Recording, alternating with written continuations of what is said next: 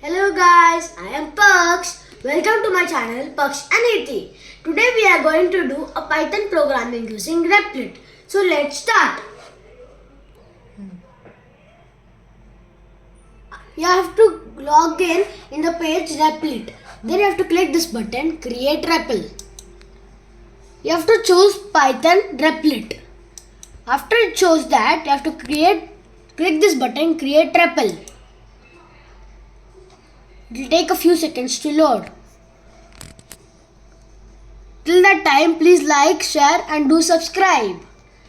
Then you have to select this text and backspace. Click this button, black backspace in your keyboard. Then I already made a text which is this. In this, we ask the user a question and then we give him 4 options. There are respected text according to the respected options. So let's play the code.